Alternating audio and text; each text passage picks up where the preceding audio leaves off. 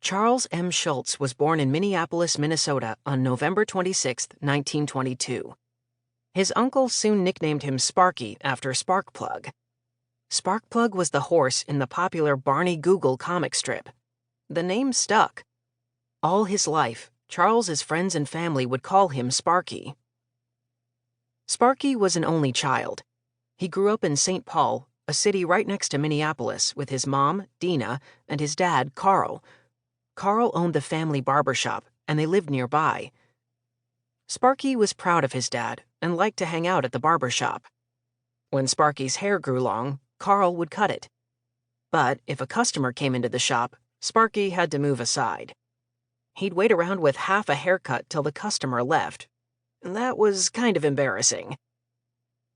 TVs weren't around then. Like most families, the Schultzes listened to radio programs. They had to imagine what all the characters in a series looked like, and in their minds, see the action happening.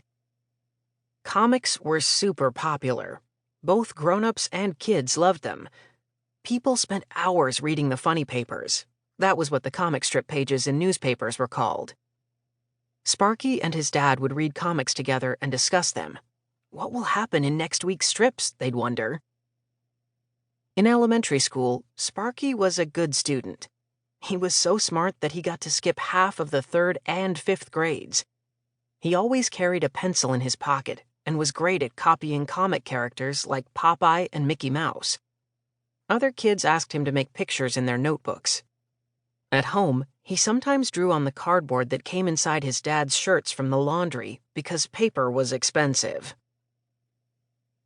Early U.S. comics. In 1895, a colorful comic strip called The Yellow Kid by Richard Outcault appeared in the New York World newspaper. It was one of the first newspaper strips in the United States and starred a barefoot boy in a long yellow shirt. At that time, newspapers would try almost anything to get more readers. Some would even write interesting headlines that weren't altogether true. That kind of trickery was nicknamed yellow journalism after the Yellow Kid. The New York Journal introduced the Katzenjammer Kids comic strip by Rudolph Dirks in 1897. It starred prankster twin brothers named Hans and Fritz. Little Nemo in Slumberland by Winsor McCay appeared in the New York Herald in 1905. It was about a boy who visited amazing places in his dreams. Sometimes his bed grew legs and walked around. It's considered one of the most magical comics ever published. In 1938, Superman, created by Jerry Siegel and Joe Shuster, became one of the first super popular superheroes to star in comics.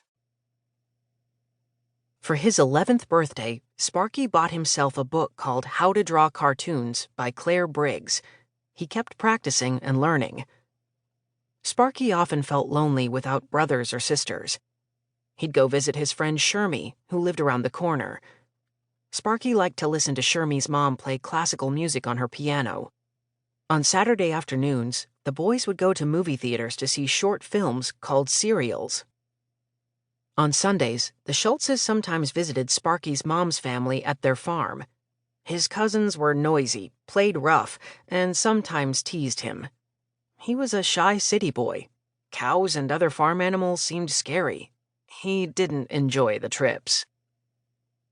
Minnesota had long, snowy winters.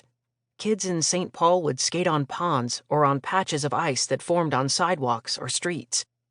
Sometimes Sparky's dad hosed down their yard. The water would freeze into a skating rink perfect for ice hockey.